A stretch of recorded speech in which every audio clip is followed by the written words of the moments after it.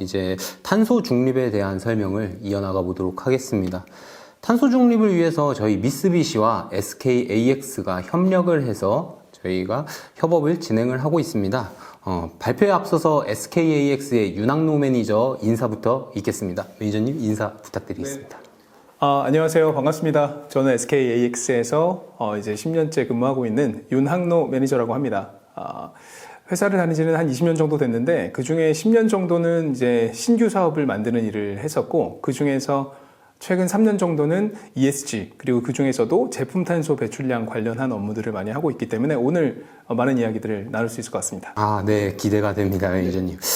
발표를 하시기 앞서서 제가 이제 영업 활동을 하다 보면은 좀 들리는 게 있는데, 탄소 데이터가 곧 미래의 화폐가 될 것이다 라는 얘기가 많이 나오고 있습니다. 네. 정말 그렇게까지 중요한지, 그리고 뭐 이 변화가 한국 기업에서 어떤 의미가 있는지 좀 간단하게 설명 좀 부탁드리겠습니다. 이제 지금 보이시는 페이지가 제가 이제 좀 최근 일을 했었으면서 정리를 한 이제 전체 좀 개념 같은 건데, 주로 이제 빨간 박스 친 부분을 좀 봐주시면 빨간 박스 안에서도 빨간색 원이 있고 주황색 원이 있고 노란색 원이 있습니다.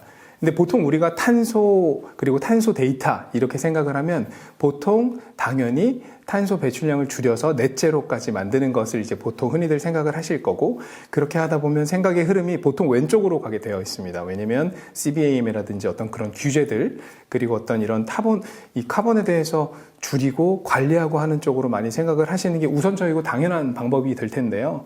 근데 그쪽으로 가다 보면은 결국에는 그럼 내가 이 탄소 배출량을 일종의 어떤 인증서라든지 아니면 탄소를 내가 시장에서 크레딧을 구입을 해가지고 해치를 해서 상세하거나 이런 쪽으로 이제 갈 수가 있는데, 보통 우리가 이제 앞으로의 지금 말씀드린 규제에 의하면 앞으로는 그런 방식보다는 우리의 탄소 배출량을 정확하게 계산을 하고 관리를 해서 이거를 내가 측정도 하고 어떻게 이걸 산업의 경쟁력으로 연결시킬 것인가 하는 개념이 굉장히 중요한 내용인 것 같아요. 그래서 오른쪽 박스 쪽으로 좀 이제 우리가 사고의 틀을 확장을 해야 된다라고 하는 게 저의 생각이고요.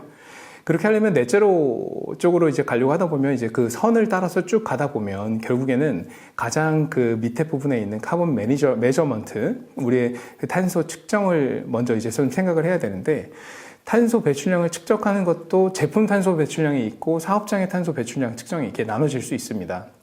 근데 오늘 주로 이제 우리가 해야 할 얘기가 제품의 탄소 배출량에 대해서 이야기를 하고 있는 거고, 제품의 탄소 배출량을 이제 측정하기 위해서는 우리 회사만 이제 측정을 해야 되는 게 아니라 같이 공급망에 참여하고 있는 스콥 1, 2, 3 데이터를 전부 다 스콥 3 데이터를 이제 우리가 같이 이제 포함을 해야 되는 게 이제 중요한 이슈가 될 것이고요. 그리고 또 점점 이 규제라든지 아니면은 이제 글로벌 고객사 OEM들의 요구는 앞으로는 이 정확한 정밀한 측정을 요구하고 있기 때문에 그런 방법으로 가다 보면 결국에는 LCA라고 되어 있는 전과정 평가에 대한 것도 이해를 하셔야 되고, 그 방향으로 가다 보면 조금만 더 나가다 보면은 결국에는 전기 자동차 배터리에 해당하는 업종에 계시거나 아니면은 전기 자동차뿐만 아니라 일반 자동차의 제조를 하시는 기업에서도 이 추적성 관리 쪽까지도 연계해서 생각을 해야 될 겁니다. 그렇게 하다 보면 결국에는 그거를 가능하게 하는 기술이 있을까라고 생각을 했을 때 디지털 트윈이 당연히 있을 것이고, 우리 회사뿐만 아니라 다른 회사들의 데이터들도 같이 모아가지고 이거를 표준화할 수 있는 게 굉장히 중요하기 때문에 AAS라고 하는 이 표준화된 데이터셋에 맞춰가지고 데이터를 관리를 해야 되는 그런 문제로 확산이 될 것입니다. 근데 가장 중요한 거는 나의 데이터를, 나의 기밀 데이터를 다른 사람한테 전달을 한다거나 아니면 그 사람의 데이터를 내가 받으려고 할 때 내가 기꺼이 나의 데이터를 줄 수 있어야 되는데, 대부분의 사람들은 나의 그 기밀 데이터를 주는 거에 대해서 우려하고 있는 게 현실이지 않습니까? 예.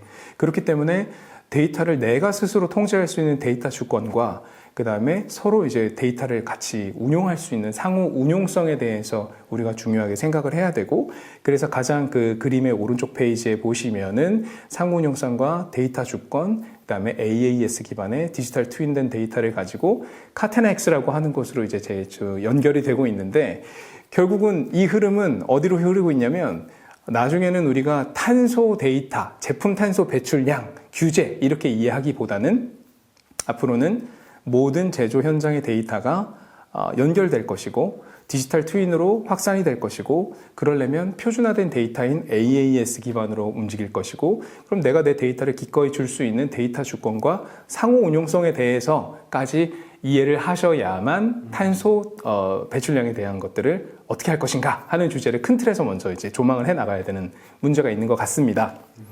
네, 그렇기 때문에 이게 굉장히 중요한 이슈이고, 거의 뭐 화폐를 또 넘어서서 이건 앞으로 생존의 문제다, 이렇게 이제 얘기 드릴 수가 있을 것 같아요. 그렇군요. 일단 지금 해당 화면을 보면 가장 가운데 DPP 해서 디지털 프로덕트 파스포트라고 써 있고, 이게 이제 전 세계적으로 화제가 되고 있는 것 같아요. 근데 왜 이 개념이 이렇게 이슈가 되는지도 한번 설명을 해 주실 수 있을까요? 네, 좋습니다. 요것도 제가 페이지를 넘겨서 설명을 드릴게요. 결국엔 우리가 흔히 ESG 그리고 탄소 규제 이렇게 생각을 하면 유럽에서 이제 독일 3사 이렇게 이제 요청을 하는 경우가 많은데, 결국에는 그 이면부터 좀 바라볼 필요가 있습니다. 그 이면에는 독일의 그 플랫폼 인더스트리 4.0이라고 하는 패러다임이 있었습니다. 그게 한 최근 20년 전서부터 준비를 해왔고, 최근 10년 전부터 고도화를 해서 이걸 이제 확산하고 있는 단계라고 보시면 되고, 여기서도 앞서도 말씀드렸지만 가장 중요한 건, 우리는 환경 규제라고 받아들이고 있지만 유럽에서, 특히 독일에서는 EU의 그린딜이라고 해서 경제 정책입니다. 이게 경제 정책으로 디지털 트윈으로 모든 산업의 데이터를 연결을 하고 이기종 간의 데이터를 합칠 수 있는, 표준화할 수 있는 그런 표준 체계를 만드는 게 굉장히 중요했다. 이 플랫폼 인더스트리에서는 그것을 굉장히 중요한 개념으로 생각을 하고 있다. 여기서부터 시작을 할 수 있습니다. 그렇기 때문에 이 DPP라고 말씀을 하셨는데, 그 DPP를 이해하기 위해서는 결국에는 그 디지털 프로덕트 패스포트는 우리 회사만의 문제가 아니라 공급망 간에 전체 연계되는 개념이고, 연계되기 위해서는 아까 말씀드린 AAS 기반으로 데이터가 연결이 돼야 되는데, 그 이면에는 독일의 어떤 플랫폼 인더스트리 정책이 자리 잡고 있었다, 이렇게 설명을 좀 드릴 수가 있고요. 한 페이지 넘어가서 이 플랫폼 인더스트리에 대해서 제가 조금 더 부연 설명을 좀 드리면은, 결국에는 독일 입장에서는 생각을 했습니다. 미국의 클라우드 빅테크 기업들이 가지고 있는 뭐 AWS나 뭐 구글 같은 클라우드에 중앙형된 데이터들을 올리는 거는 독일이 한다고 해서 따라잡을 수 없을 것이기 때문에, 그럼 우리는 이거를 표준화하고 공유할 수 있는 체계를 갖추자 하는 것들이 시작이었고, 그걸 하기 위해서 그름의 시장의 흐름이 있는 것처럼 그 IDSA라고 하는 International Data Space Association이라는 걸 만들었습니다. 지금 제가 지금부터 계속 얘기할 개념은 결국에는 데이터 스페이스라고 하는 것들을 말씀드릴 건데, 데이터 스페이스는 어떤 중앙화 관리되는 개념이 아니라 각각의 이해관계자들이 데이터를 각자 소유하고, 그 소유한 데이터들을 서로 기꺼이 교류할 수 있게끔 일종의 열람 권한을 부여해주는, 그 서로 간의 상호 간의 그런 동의 기반으로 열람해 줄 수 있는 그런 체계를 의미하는 거고요. 그 인프라로 나가고 있는 것이 지금 이 데이터 스페이스의 핵심이다, 이렇게 설명드릴 수가 있습니다. 그렇게 되면서 이 카타나X라고 하는 거는 자동차 산업에서 먼저 시행하고 있는 데이터 스페이스이고, 그다음에 유럽에서, 특히 독일에서 본인들의 미래의 경제 정책을 위해서 이거를 굉장히 드라이브를 많이 하고 있기 때문에 이거는 굉장히 우리가 반드시 이해를 해야 하고, 우리 유럽으로 특히 수출을 하고 있는 공급망이라면 이거를 준비하지 않으면 굉장히 안 된다, 준비를 많이 하셔야 된다, 이렇게 설명해 드릴 수가 있습니다. 이 데이터 스페이스에 대해서 이게 그럼 생소하신 분들도 계실 텐데, 자동차 업종에서는 이 카트넥스라고 하는 이름으로 이미 만들어져 있지만, 조금 더 발전을 하게 되면 매니팩처링 X라든지 레일 X라든지 에너지, 파이낸스, 심지어 농업, 뭐 여러 가지 주체들이, 모빌리티, 뭐 굉장히 많은 분야로 확산이 되고 있습니다. 이를테면 우리가 이제 자동차 산업에서 데이터를 디지털 트윈으로 연결하는 게 지금 개념이라면, 앞으로 더 확산이 되면 제조업 전반으로 연결이 될 것이고, 제조업 전반으로 연결이 되면 철도, 교통, 운송, 물류, 생산, 활용, 그 다음에 금융, 에너지, 뭐 점점 나중에는 우리가 먹는 농수산물, 아니면은 뭐 관광 자원까지도 이런 데이터 스페이스 기반으로 연결이 돼야 한다라고 하는 것들이 이 개념이고요. PCF라고 하는 것은 이 데이터 스페이스에서 첫 번째로 이거를 드라이브하고 있는 유스 케이스이다, 이렇게 이해를 하셔야 되고요. 결국에는 제품 탄소 배출량, 즉 이 PCF는 DPP의 어떤 일종의 첫 번째 유스 케이스다, 이렇게 해석을 하는 것이 가장 현명할 것 같습니다. 그래서 데이터 스페이스들이 얼만큼 만들어져 있는지 보면 지금 벌써 글로벌리 230여 개가 넘고요. 지금은 뭐 250개도 넘고 있습니다. 그리고 이게 꼭 독일이나 유럽만의 문제가 아니고 일본에는 우라노스 에코시스템, 뭐 중국에서는 POC 단계를 거쳐서 자체 이제 데이터 스페이스를 구성을 하고 있고, 우리나라도 이 개념들은 산자부라든지 과기부에서 이해를 하고 있고, 이제 곧 우리나라도 데이터 스페이스를 이제 준비를 하고 있는 단계에 와 있고요. 결국에는 앞으로는 이 데이터 스페이스들 간에도 연계가 이제 이루어질 것이기 때문에 우리가 탄소 데이터, 뭐 제품 탄소 배출량을 이해하기에 앞서서 반드시 DPP를 이해를 하셔야 되고, DPP가 되기 위해서는 내 데이터를 기꺼이 주고받을 수 있는 상호 운용성에 대해서, 그리고 그것을 내가 안전하게 내가 지킬 수 있겠다 하는 데이터 주권 기반으로 표준 기술로 이루어질 수 있다. 이렇게 이해를 하는 것이 가장 좋을 것 같습니다.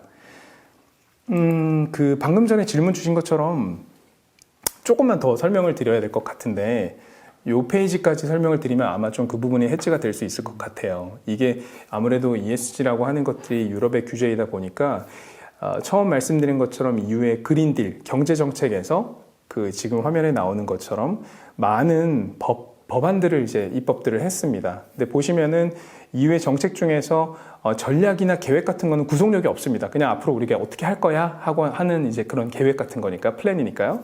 근데 그렇게 하다가 점점 그 강도가 세집니다. 규정으로 이제 되면서 지침, 이렇게 되면 이거를 이제 어느 정도는 따라야 하는 의무감이 있는 거죠. 근데 거기서 한 단계 더 발전을 하면은 규정까지 가게 되면 이거는 이제 법인입니다. 이거를 따르지 않으면 이제 벌금이 부과된다거나 페널티가 이제 나오는 단계로 강화가 되고 있는데, 우리는 그러면 그 EU 그린딜 정책에서 파생되어져 있는 것들 중에서 그 EUBR, 여기 배터리 레귤레이션이라고 하는 EU의 배터리 레귤레이션이나 ESPR이라고 하는 에코 디자인이라고 하는 그 규정을 반드시 이해를 하셔야 되고요. 이 뉴욕의 그 EU의 그린딜 전략에서 확산된 것이 ESPR이라고 말씀드렸는데, 그곳에 DPP는 실행 수단이 됩니다. 그 DPP는 실행 수단이 되고, 그리고 제품 탄소 배출량은 실행 수단인 DPP의 첫 번째 유스 케이스가 된다. 이렇게 흐름을 이해하시는 게 가장 좋을 것 같고, 우리나라 기업들은 대부분 유럽으로 수출을 할 때 나오는 것들이 여기 다 포함이 되거든요. 그렇기 때문에 우리가 수출을 하기 위해서는 반드시 갖춰야 하는 전제 조건이 되고, 그 다음에 우리가 이걸 따르지 않으면 사실 되게 일종의 거래 절벽이 될 수 있을 만큼 중요한 이슈가 되기 때문에 반드시 준비해야 되고, 그거를 좀 이렇게 반드시 아셔야 된다. 이렇게 말씀드릴 수가 있습니다. 아, 네. 설명을 너무 잘해 주셔가지고, 네. 쏙쏙 귀에 들리는데, 네. 이제 일단 말씀하신 대로 들으면 일단 DPP가 중요한 건 알겠어요. 네. 규칙이나 규정 이런 거에 룰을 지켜야 하기 때문에, 꼭 해야 하겠다는 건 알겠는데, 아직은 좀 멀지 않았나, 좀 이런 생각도 들고, 그리고 만약에 이걸 준비를 하려면은 무엇을 준비를 해야 하는지 그 부분에 대해서 아직 이해가 되지 않거든요. 좋습니다. 네. 그것도 제가 그럼 좀 설명을 드릴게요. 조금 현실적인 이야기를 나누면 좋을 것 같고요. 보통 자동차 업계를 예시를 들어서 설명을 한번 드려볼게요. 우리가 자동차 산업에 종사하시고 계시는 분들은 다 아시겠지만, IMDS라고 하는 것들은 이미 공공재로서 우리가 데이터를 보고해야 하는 의무를 가지고 있습니다. IMDS라고 하는 거는 그 목적은 우리가 생산해서 제조하는 제품에 들어가 있는 이 물질들 중에서 굉장히 아주 카드뮴, 아주 비소 이런 것처럼 그 아주 독극물들이 얼마나 들어가 있는지를 전 세계적으로 이제 규정을 만들어 놓은 거예요. 규칙을 만들어 놔서 이게 0.1%가 넘으면 안 되기 때문에 너네 회사가 만드는 이 프로덕트의 이 물질 정보에 대해서는 보고를 하도록 의무가 되어 있고, 그걸 데이터베이스화한 게 이미 IMDS로 많은 기업들에서 이미 하고 있습니다. 근데 지금 그 포커스가 규제 물질에만 초점을 맞추고 있다는 거죠. 근데 이제 더 나아가서 유럽에서 앞으로는 공급망의 전체 리스크까지도 확산을 하겠다, 이렇게 해석을 하셔야 되고, 화면에 있는 것처럼 결국에는 지금은 IMDS는 규제 물질 영역에 있지만 앞으로 카테나X를 비롯한 데이터 스페이스에서는 전체 공급망의 데이터를 관리하겠다. 그 전체 공급망의 데이터를 관리하겠다라고 하는 게 아까 DPP라고 말씀드렸는데, 왜냐면 디지털 프로덕트 패스포트잖아요. 그 얘기는 원재료, 생산, 그 다음에 유통, 활용, 그 다음에 사용, 폐기, 재활용까지 이어지는 이 전체 밸류 체인에 대한 데이터들을 전부 다 연결을 해서 관리를 할 건데, 지금은 생산단에만 머물러 있지만 이거를 전체 과정에 놓고 봤었을 때는 내가 내 데이터를 다른 쪽으로 넘겨주고 관리하고 하는 것들이 통합이 돼야 되고 관리가 유통이 돼야 되잖아요. 그렇기 때문에 데이터 스페이스가 있는 것이고, 지금 준비가 뭐 빠르냐 느리냐 이런 문제라기보다는 이게 앞으로는 갈 방향으로 결정이 돼 있기 때문에 우리가 빨리 준비하면 준비할수록 그 기업은 경쟁력을 갖추는 것이고, 특히 유럽으로 그리고 글로벌리 수출을 하는 기업이라면 규제 때문에 내가 요구사항을 충족하기 위해서 이 일을 한다 보다는 나의 기업의 생산성이나 어떤 이런 나의 비전, 미래, 새로운 판로를 위해서라도 반드시 준비를 해야 되는 내용이 될 겁니다. 그래서 이후의 방향성을 마지막으로 보시면 DPP로 자동화해서 관리를 하겠다라고 하는 야심찬 계획이 들어가 있고요. 첫 번째는 규제 물질을 떠나서 공급망에 대해 데이터까지. 두 번째로는 이 데이터를 보고하고 끝나는 의무가 아니라 지금도 이제 이 일종의 검증을 받아오는 절차들도 있거든요. 여기 리치라든지 로스라든지에 들어가는 뭐 SBHC라고 하는 게 검증을 받아가지고 이제 등록을 해야 되는데, 그 과정들을 실시간으로 모니터링하고 관리하겠다라고 하는 계획이 들어가 있는 거고요. 그리고 더 나아가서는 이게 카테나X라고 말씀드렸는데 데이터 스페이스의 첫 번째 프로젝트이기 때문에 이거를 골자로 해서 자동차 산업, 독일 자동차가 발달을 했으니까 그거를 시작으로 해서 확산될 것이다. 그러니까 앞으로 우리나라도 자동차 산업의 제조업만 해당하는 문제는 아니고 제조업 전반에 해당하는 기업들이라면 이 개념들을 반드시 이해를 하고 준비를 하셔야 된다. 이렇게 설명을 좀 드릴 수가 있고요. 그리고 지금 이제 좀 다소 준비하는 것이 좀 얼리 스테이지 아니냐 이런 말씀을 또 주실 수 있을 텐데, 이미 DPP는 시행이 됐습니다. 그리고 배터리 같은 경우는 27년도 2월부터 의무화가 됐고, CBAM은 이미 2025년부터 의무화가 돼서 이미 보고를 하고 있으실 겁니다. 물론 지금은 약간 느슨한 관리를 하고 있지만 내년부터는 그 강도가 훨씬 더 세지겠죠.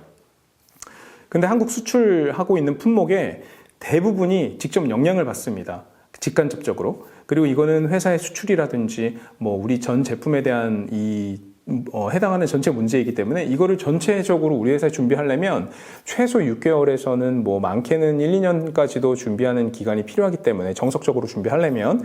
그렇기 때문에는 이거를 빨리 준비를 하셔야 되고, 늦게 하면 이걸 따라잡기가 어렵고, 그렇게 되면 나중에 더 많은 비용으로 우리가 이거를 해체하기 위해서 코스트가 나오기 때문에 준비를 하셔야 됩니다. 무엇을 준비해야 되는지도 아까 그 말씀 주셨었는데, 일단 첫 번째로 지금 제가 이제 짧게 빠르게 이야기를 하고 있지만 일단 이 흐름에 대해서 이해를 하셔야 되고, 큰 틀에서 이해를 하셔야 되고, 그다음에 우리 회사한테 당면한 어떤 법적 규제 요건이 무엇이 될 수 있는지도 이해를 하시면서, 그 중에서 첫 번째 유스 케이스인 제품 탄소 배출량에 대한 것들을 잘 준비하셔야 된다. 자체적으로 관리할 수 있는 준비를 하셔야 되고, 더 나아가서 데이터 스페이스로 DPP가 요구를 올 것이기 때문에 그 체계까지도 염두하시고 준비를 하셔야 된다. 기왕이면 글로벌 표준인 AAS 기반으로 좀 준비를 해야 할 필요가 있다. 이렇게 말씀드릴 수 있습니다. 네, 감사합니다.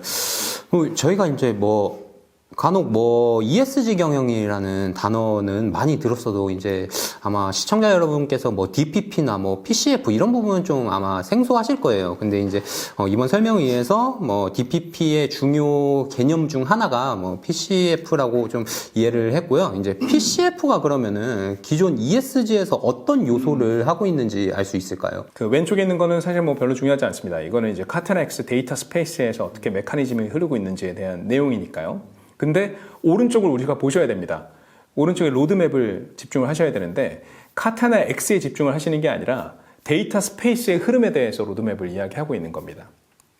ESG라고 하면 보통 지금까지의 우리의 머릿속에는 기업 전체의 어떤 그런 지속 가능성인 어떤 프레임워크나 아니면 우리가 지속 가능성 보고를 만든다든지 여러 가지 이런 측면으로 생각을 하시는데, PCF는 이 사업장 단위, 우리 회사 전체 단위가 아니라 우리가 생산하는 제품 하나하나에 대한 내용이기 때문에 제품 하나하나에 대한 정량적이고 정확한 탄소 데이터를 관리해 나가는 요소로서 이제 우리가 간주해야 하고, 이거는 어떤 지속 가능성 아니면 우리 회사의 어떤 이런 공시 이런 내용이라기보다는 조금 더 실질적이고 제조 현장 전반에 해당하는 내용이라고 보셔야 합니다. 그런데 우리 회사만 이거를 관리하는 게 아니라 공급망에 대해서, 나뿐만 아니라 우리 공급망에 대해서 같이 데이터를 수집할 수 있고 교환할 수 있는 체계를 기반으로 해야 하고, 그 다음에 PCF, 제품 탄소 배출량을 산정을 해서 검증도 해야 되고 그 내용을 또 디지털화해서 교류할 수 있게끔 인프라에 올려보내야 되는 과정으로 가고 있기 때문에 결국에는 이거는 원재료, 재료, 제조, 운송, 사용, 폐기 전반에 해당하는 내용이기 때문에 PCF는 ESG에서 어느 영역이냐라고 얘기하면 우리가 갖고 있는 코어, 우리가 생산하고 있는 어떤 이 나의 본체의 생산하는 제품에 대한 내용이라 굉장히 전사적인 관점에서의 노력이 필요한 얘기입니다. 그리고 카타넥스의 로드맵 방금 제가 말씀드렸는데 결국에는 지금 단계에서는 2025년까지는 데이터 연결을 이야기하고 있습니다. 그러니까 우리가 독일 자동차 3사는 카타넥스라고 하는 데이터 스페이스 기반으로 DPP를 실행을 할 건데 DPP를 실행을 하기에 앞서서 일단 너네들이 표준 기술을 가지고 온보딩을 해서 우리의 인프라에 올라타세요 라고 하는 거를 지금 올해까지 시한을 주고 이제 드라이브를 하고 있는 중이죠. 내년이 되면 본격적으로 첫 번째 유스 케이스가 PCF를 준비하셔야 됩니다. 지금까지는 제품 생산을 할 때 대충 얼만큼 나와서 여기 보고합니다가 아니라 그 인프라에서 우리가 계산을 해보니까 PCF 값은 이렇게 나왔습니다라고 하는 거를 계산을 해야만 하는 것이고요. 그게 준비가 안 되면 앞으로 공급망에서 점점 배척이 될 수 있겠죠. 네. 그리고 배터리 패스포트라고 하는 거는 이제 앞으로는 이 전기차에 해당하는 배터리 27년도 2월까지는 반드시 준비가 필요하고요. 그러니까 결국에는 지금은 탄소 하고 있지만 저는 이거를 자꾸 우리 회사의 경쟁력, 우리 회사의 기본 코어 이렇게 얘기를 하는 게 되게 좋을 것 같아요. 네. 그리고 또 하나 덧붙여서 말씀드린다면 제가 방금 앞에서도 설명드렸었던 내용인데 이 제일 중요한 거는 결국에는 이 데이터가 검증 가능하고 그 다음에 교환 가능한 형태로 만들어져야 된다. 인프라를 구성을 할 때 그렇게 좀 고려해야 된다라고 하는 얘기고요. 이거는 ESG 문제이기도 합니다만 우리 회사의 사활의 문제이고 수출 경쟁력의 문제이기 때문에 우리 회사만 잘한다고 해서 되는 게 아니라 다 같이 준비를 하고 있는 일종의 무조건 해야 하는 어떤 그런 흐름 속에서 누가 빨리 준비를 하느냐 이런 얘기를 드리고 싶습니다. 네, 감사합니다. 근데 좀 궁금한 게 이제 공급망의 회사랑 이제 개별 회사가 뭔가 PCF를 하려면 뭔가 준비가 필요할 것 같아요. 네. 그럼 어떤 준비를 해야 되는 걸까요? 굉장히 좋은 질문이세요. 실질적이고 중요한 질문이라서 설명드리겠습니다. 제가 지금까지 이제 계속 얘기했었던 데이터 스페이스, DPP, 그 다음에 PCF, 제품 탄소 배출량의 관리를 어떻게 하느냐는 결국에 이것도 흐름으로 이해를 하셔야 되는데 제가 아까부터 계속 줄곧 하고 있는 얘기는 나뿐만 아니라 다 같이 공급망, 데이터 주권은 내가 가지고 있고 상호 운용성은 너하고 내가 데이터를 기꺼이 주고받을 수 있는 체계, 안전한 체계. 그러니까 표준이 있어야 되고 그 표준은 AAS라고 말씀드렸고 그거를 가능케 하는 게 데이터 스페이스 인프라라고 말씀드렸고 데이터 스페이스 인프라는 결국 EDC라고 불리우는 커넥터 기반으로 데이터를 주고받는 개념이거든요. 이제 그러다 보니 어떤 준비를 해야 되느냐에 대해서 말씀을 드리면 나의 데이터도 잘 갖춰야 되고 너의 데이터도 잘 받을 수 있고 나의 데이터를 누군가한테 잘 줄 수 있는 체계를 갖추는 것이다. 이렇게 얘기할 수가 있고요. 나의 데이터를 잘 갖추는 거에서는 그냥 이렇게 딱 보고 대충 우리가 나사 볼트 한 100만 개 있으니까 요 제품 나오면 사업장에서 쓴 전기량이랑 고지서 합쳐서 얼마 나오겠네? 이렇게 하는 게 아니고 공정에 들어가서 지금 이 첫 번째 공정이 대분류로 나누면 1, 2, 3, 4 공정이 있는데 1공정 안에서 생산하는 제품의 개수가 몇 가지가 있고 분류를 나눠서 여기서는 1번, 3번, 2번, 5번으로 가고 이런 식으로 공정 흐름도가 있지 않습니까? 예, 그런 것들을 다 관장하는 게 결국 PLC, PLM입니다. MES 시스템에서 연동을 하는 거죠. 그럼 결국에 미쓰비시가 가지고 있는 PLC에서부터의 레벨로 봄 단위의 레벨까지 내려가서 계산을 하는 것을 규제나 OEM에서는 요구를 하고 있고요. 조금 이거를 어려운 말로는 DQR이라고 부르고 있습니다. 데이터 퀄리티 레이팅이라고 해서 데이터가 이게 5단계가 있어요. 5부터 이제 1단계가 제일 좋은 건데 수기로 하는 것들이 5단계고요. 그 다음에 1, 2단계가 완전 자동화를 1단계라고 부르고 있습니다. 근데 완전 자동화는 실제 저도 사업을 몇 번 해봤지만 100% 자동화하는 건 불가능해요. 왜냐하면 우리가 생산을 해서 그냥 딱 굉장히 리니어하게 모든 게 다 자동화되어 있지 않거든요. 사람이 옮기다가 불량 났네? 이거 다시 조금 반가공해서 다시 넣고 이런 것들이 있기 때문에 그런 것들을 어느 정도 허용한 게 이 DQR 2레벨이라고 이제 보셔야 되는데 결국은 핵심은 PLC 레벨까지 내려가서 데이터를 가지고 오고 우리 회사의 데이터를 잘 정리해서 계산을 하고 그 다음에 남의 공급망의 데이터를 가지고 올 수 있어야 되고 내 데이터를 보내줄 수 있고 하는 것들을 준비하셔야 된다. 표준 기술로 준비를 하셔야 된다. 이렇게 설명을 드릴 수 있고요. 네, 그래서 요 PLC에 대한 얘기를 드렸었는데 지금 화면을 보시면은 결국 우리 공장에서 쓰고 있는 공정이 있고 PLC들이 다 붙어져 있을 겁니다. 거기서 나오는 관리되는 데이터들을 추출을 하고 그 다음에 MES 시스템이 있을 것이고 ERP 시스템이 있을 것이고 또 각종 레가시 시스템들이 연결이 되어져 있을 텐데 그 데이터들을 전부 다 이제 모읍니다. 예, 가운데 있는 것처럼 이제 모아요. 전부 다 모은 다음에 그거를 가지고 계산을 하는데 요때 계산하기 전에 에너지량 측정에 대한 데이터도 가지고 오고 원재료에 대한 데이터 가지고 오고 우리가 구매한 데이터들도 가지고 오고 해서 합산을 합니다. 그 다음에 공정 데이터랑 같이 비교 분석을 해서 파이프라인 결국 이거를 전산 자동화로 만들기 위한 설계를 하는 거죠. 요 과정이 굉장히 힘들어요. 요게. 근데 요거를 이제 하고 나면 요 제품을 만들 때 딱 리스트업이 나옵니다. 어느 이 요소들이 나오고 거기에 함량 비율과 뭐 이 퍼센테이지가 어떻게 되는가 나오고 그러면 그거를 LCIDB라고 하는 것들이랑 매핑을 하는데 그 LCIDB랑 매핑을 해서 계산을 하게 되고 그렇게 되면 요 제품 하나 생산할 때 단위 제품 생산할 때 나오는 내재 탄소 배출량이 얼마가 됩니다. 라고 하는 것이 바로 이제 PCF 데이터다. 이렇게 설명드릴 수가 있습니다.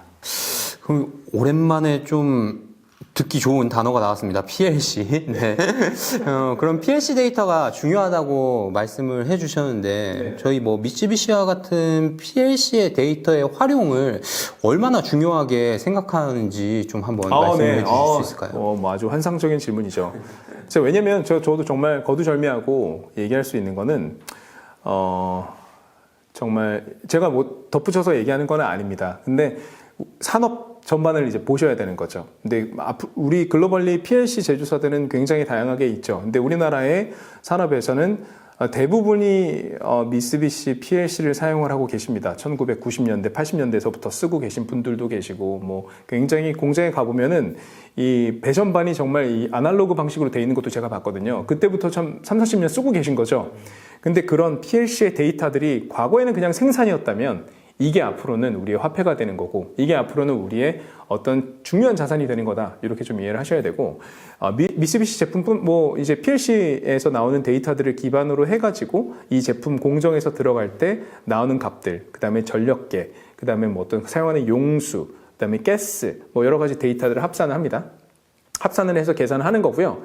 아까 제가 IMDS 얘기를 했는데 이번에 25년도 아마 그게 여기 화면에 있는 것처럼 25년 7월 얼마 전부터는 이 IMDS가 새로운 버전으로 릴리즈가 되면서 PCF 항목이 하나 추가가 됐어요. 근데 그 PCF라고 하는 것들이 쉽게 추가될 수 있었던 거는 아까도 말씀드렸지만 대부분의 자동차 제조사들이 이미 하고 있었던 일들이거든요. 내가 생산하는 제품들에 들어가는 원재료들, 뭐 투입량들 이런 게 다 들어가 있는데 그게 있으니까 그걸 가지고 이제 산출을 한다는 말이죠. 근데 또 중요한 거는 카트넥스 룰북 기준으로 한다라고 하는 거는 아까 얘기했었던 DQR 기준으로 자동화된 데이터를 얼마나 썼느냐를 굉장히 중요하게 생각을 하고 있습니다. 그 룰북에서는. 그게 되어야 디지털 트윈을 적용할 테니까요.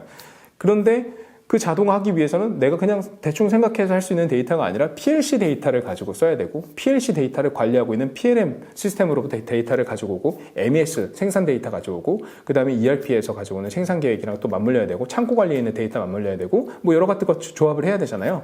그런 정보들을 가지고 계산을 해야 되기 때문에 이 수기로 하는 것들은 점점 더 인정되기 어렵다. 이게 굉장히 중요한 시사점인 것 같습니다. 네네. 네. 설명 감사합니다. 네. 그러면은 일단 실질적으로 네. 뭐 구축 사례라든지 그런 부분에 네. 대해서 한번 설명해 주시겠어요? 그러면 저기 구축 사례 넘어가기 전에요. 제가 PLC 쪽에서 하나만 요 얘기를 하고 넘어가면 좋을 것 같은데요. 감사합니다. 네네네. 우리가 이 PLC 데이터를 가지고 활용을 하면 어떤 것을 얻어갈 수 있는지도 제가 조금 설명드리려고 해요. 우리 회사뿐만 아니라 글로벌 OEM에서 요구하고 있기 때문에 우리가 이것을 어쩔 수 없이 수동적으로 한다 이 개념이 아닙니다. 이거를 준비를 해야 새로운 글로벌 OEM을 만날 수 있는 새로운 팔로가 된다 이렇게 해석을 하는 게 가장 합당하다고 저는 생각을 하고요. 데이터 스페이스 아까 제가 말씀드렸는데 내가 이걸 빠르게 준비해서 PCF 값을 데이터 스페이스에 DPP에 의거한 이 PCF의 데이터를 데이터 스페이스에 올려놓으면 누군가 다 볼 수 있게끔 공개가 될 수 있는 정보가 있고 아니면 그걸 내가 설정할 수 있거든요. 데이터 주권이 있으니까. 근데 나는 우리 고객사한테만 이 값을 줄 거야 라고 할 수도 있지만 내가 이렇게 할 수 있는 능력이 있어요를 다른 유럽에 있는 다른 공급망들한테 보여줄 수도 있다는 거죠. 관계 당국뿐만 아니라. 그럼 이제 찾습니다. 예를 들어 이제 BMW가 어떤 뭐 현가 장치나 뭐 제동 장치를 납품하는 회사로부터 뭔가 이거를 공급을 받아서 그래. 근데 요 놈들이 자꾸 데이터 스페이스에 데이터를 안 올리네. 아, 이거 곤란한데? 하면서 자꾸 찾는 거죠. 이걸 대체할 수 있는 사람이 없을까? 그렇게 하면서 이제 자꾸 카테넥스 데이터 스페이스에서 열람될 수 있는 것들을 찾습니다. 찾는데, 여기 이 회사가 이렇게까지 착실하게 했어? 제품 탄소 배출량도 이렇게까지 꼼꼼하게 하네? DQR 레벨 보니까 2레벨 등급을 갖고 왔네? 여기 어디야? 이런 식의 구조를 갖고 있다는 거죠. 제가요, 최근 한 2년 동안 이게 아마 작년 초만 하더라도 이런 움직임이 없었어요. 근데 제가 최근 한 2달 사이에 이게 진짜 많이 활성화됐다라고 하는 걸 정말 많이 느끼고 있고요. 주로 제가 갔었던 데가 창원, 그 다음에 기장, 부산 기장, 뭐 울산 쪽은 이제 에너지 쪽이 많고, 근데 어쨌든 그쪽에 산단 쪽을 이제 가면서 기업들의 이 얘기들을 많이 나누거든요. 근데 공급망의 현실이 어떻게 되어 있냐면 이게 사례랑도 연결되기 때문에 그렇습니다. 이 공급망들이 나는 내 우산만 바라보는 거예요. 우리나라에 있는 나의 고객사 이 하나만 딱 바라보고 있고, 다른 고객사로 넘어가면 얘가 보복을 좀 그렇네요. 보복이라기보다는 내가 다른 고객사를 찾을 수 있는 기회조차 없는 거예요. 이게 너무 막강하기 때문에. 얘네들 이제 근데 이 우두머리 입장에서 생각을 해볼게요. 나는 내 밑에 여기 나의 그 공급사들이 있지. 근데 얘네들이 나를 넘어서서 다른 곳으로 간단 말이야? 뭐 이런 것은 굉장히 불쾌하면서도, 근데 얘를 대체할 수 있는 새로운 판로가 없을까? 이걸 찾고 싶은 거죠. 근데 그 얘가 지키고 있습니다. 뭐 이런 거죠. 그러다 보니까 얘 입장에서는 얘네들을 만나고 싶고, 얘 입장에서는 얘를 만나고 싶은데 그게 허용이 안 되는 거예요. 유통 구조가 그렇게 돼 있다는 거죠. 왜냐면 이미 다 설계 도면까지 위에서 야, 이게 설계 도면인데 이걸로 찍어갖고 납품하면 돼. 근데 100만 개야. 근데 네가 이걸 생산하는데 얼마가 드니까 너는 100만 개 납품해서 올해까지 가져오면 돼. 그럼 네가 한 1,000만 원 가져가는 거야. 근데 너 그때 3명 넣었으니까 이번에 2명만 넣어가지고 이렇게 하란 말이야. 뭐 이런 수준으로 얘기를 하고 있는 게 산업계 현실이라는 거예요.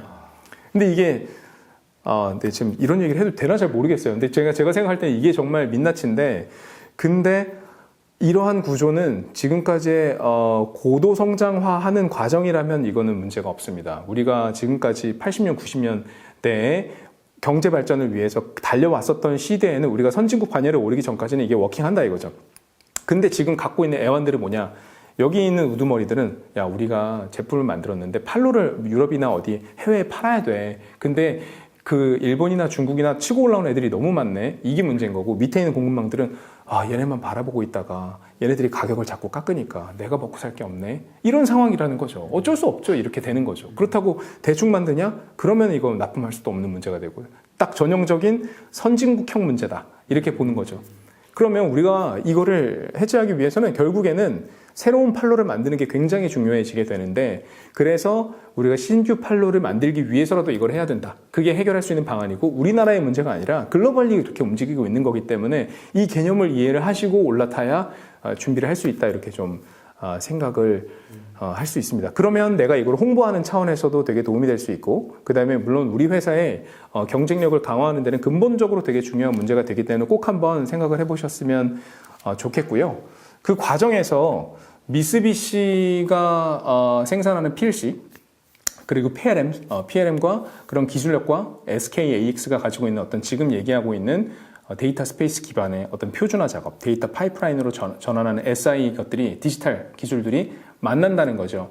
그래서 디지털 기술들과 어떤 기존의 어떤 제조 기술들이 만나서 이게 스마트 팩토리가 되는 거고, 디지털 트윈이 되는 거고, 그것이 글로벌리 연결이 돼서 이게 데이터 스페이스까지 넘어가야 된다. 이 얘기를 좀 드리고 싶었고요. 예, 아까 네, 앞에서 질문들이 예, 사례에 대해서 사례에 대해서 설명을 좀 드리도록 할게요. 저희가 이제 말씀드린 것처럼 한 이제 3년 정도 이 사업을 하고 있고요. 이 3년 전에 이 사업을 처음 할 때는 거의 1년에 한두 건도 사업을 하지 못했습니다. 왜냐면 이 흐름을 저희는 이제 이해를 하고, 야, 앞으로는 이게 폭발하겠네 라고 해가지고 준비를 했습니다만 처음에는 되게 약했어요. 근데 그게 작년 초부터 조금씩 활성화되다가 요즘에 이제 엄청 활성화되고 있는 느낌을 왜 받냐면, 규제 때문이기도 합니다만 결국에는 사람들이 DPP를 이해를 하기 시작했거든요. 아까 얘기했었던, 그래서 제가 굉장히 장황하게 그냥 제품 탄소 배출량만 얘기하면 되지라고 느끼시는 분들도 계시겠지만 DPP, 데이터 스페이스, 유럽, 세계 경제 이렇게 얘기하고 있는 이유는 결국 연결되는 개념이기 때문에 그렇습니다.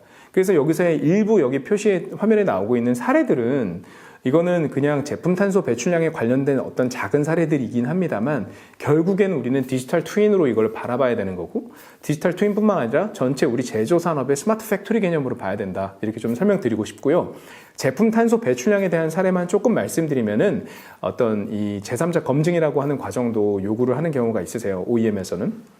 그래서 뭐 로이드라든지 카본 트러스트에 뭐 인증서를 가지고 오세요. 뭐 이런 경우들이 있거든요. 그랬을 때 그 인증서를 받아야 되는 제3자 검증을 받아야 되는 것들도 사업을 한 적이 있고 아까 PCF 자동화 시스템 구축을 한 것도 알루미늄사에서 이제 우리가 한 적이 있는데 거기에는 CBAM이라고 하는 규제가 있습니다. 그 탄소 국경 조정 제도라고 해서 유럽의 역외에서 유럽 역내로 이제 물건을 이제 수출을 할 때 유럽 입장에서는 수입을 해올 때 그러면 그 업자가 국경을 넘었을 때 일종의 탄소세를 부과를 하는 거예요. 그러려면 PCF로 요구하게 되는데 아까 얘기한 것처럼 DQR이 낮으면 인정을 하지 않습니다. 예.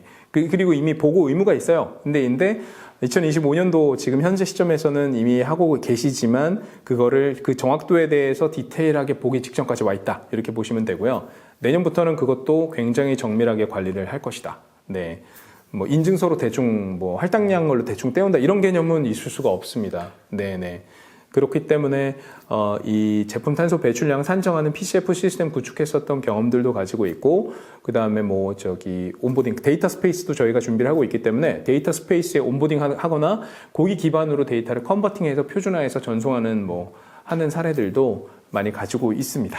마침 저희가 미쓰비시하고 그 SKAX하고 지금 같이 이 DCP PCF에 대해서 우리가 이야기를 많이 나누고 있는데 요거를 올해 초에 일본에 있는 나고야 제작소에서 나온 PLC, PLM 데이터를 기반으로 해서 저희와 같이 요 프로젝트를 했었었고 그 프로젝트를 통해서 데이터 스페이스로 그러니까 유럽에 있는 카트나엑스 데이터 스페이스로 보내서 연동 테스트까지 하는 것까지 우리가 이거를 실증 사업을 했었고 그거를 이제 그게 지지난주였나 본가요? 지지난주인가 보다. 네. 그쵸. 지금 네. 촬영 기준으로는 2주 전. 네네, 2주 전이죠. 네. 네네, 그렇습니다. 그래서 그때 일본에 저도 이제 갔었어요. 가가지고 전시되어져 있는 거를 봤고요. 산업박람회에서, 도쿄에서. 거기에 굉장히 카타나엑스 데이터 스페이스에 대한 거를 기반으로 많은 회사들과 많은 분들이 요 DPP, PCF, 이 데이터 스페이스에 대한 것들에 관심을 많이 갖고 계신 거를 확인하고 왔습니다.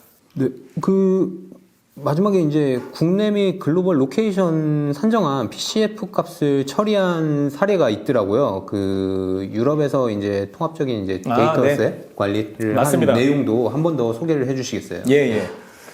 요것도 아마 우리나라에 있는 중견기업 이상 되는 분들은 아마 기업분들은 한국에서 제조를 안 하시는 경우가 많으세요. 동남아에서 생산하시거나 아니면 이제 헝가리나 뭐 슬로바키아 이쪽에 이제 법인을 두고서 생산과 거기서 무역을 담당하는 법인을 하나 만드시는 경우도 많죠. 우리나라에서 생산하는 경우도 있고요.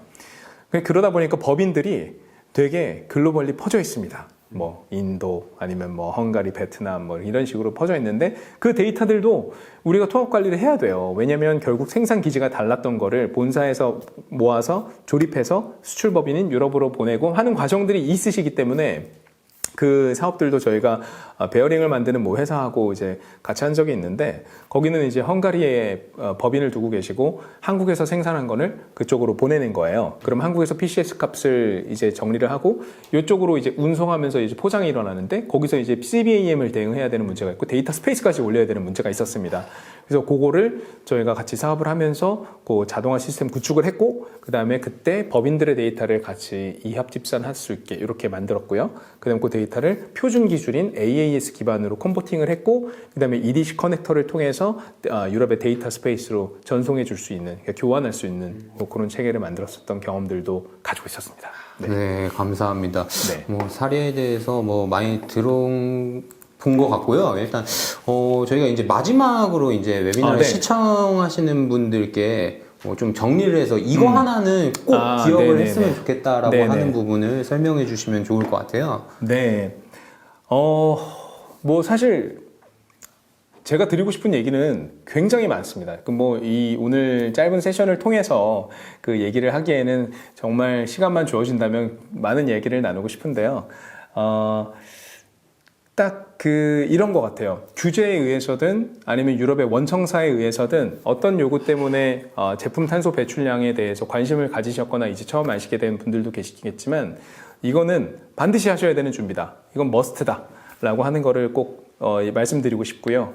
그리고 준비를 하는 데는 시간이 좀 소요가 됩니다. 짧게는 아까 얘기한 것처럼 6개월, 수개월에서 많게는 또 년 단위까지도 확장될 수 있기 때문에 미리 준비를 하셔야 되고, 그리고 반드시 거창하게 생각하실 필요가 없으세요. 왜냐면 이건 글로벌리 이제 막 시작하고 태동하는 개념이기 때문에 내가 반드시 모든 걸 럭셔리하게 다 준비할 거야 하는 걱정을 조금 내려놓으시고, 지금 우리 회사 수준에서 어느 정도 통념적으로 이해할 수 있는 수준의 준비를 하면 될 수 있는 부분들이 충분히 있기 때문에 그런 부분들에 대해서는 언제든지 연락을 주셔서 저희하고 같이 이야기를 나누시면서 미래 대비도 하시고 그다음에 생산성도 갖춰 나가시는 그런 좋은 계기가 되었으면 좋겠습니다. 네, 감사합니다. 탄소 배출에 관해서 SKX 윤학로 매니저님의 설명 있었습니다. 여기까지 이제 저희가 준비한 제조 현장의 IoT화와 탄소 중립에 대한 웨비나였습니다. 귀중한 시간 내주셔서 대단히 감사합니다. 덧붙여서 이제 해당 웨비나에 대한 문의사항이 있으시면은 저희 홈페이지나 이메일로 연락 주시면은 친절히 답변 드리도록 하겠고요. 더불어 이제 저희가 이제 앙케이트가 준비가 되어 있습니다. 앙케이트를 참여해 주신 여러분께서 이제 소정의 선물을 저희가 투표를 통해서 드리고 있으니까 많은 참여 부탁드리도록 하겠습니다. 네, 그럼 웨비나 여기까지 마치도록 하겠습니다. 귀중한 시간 내주셔서 감사합니다.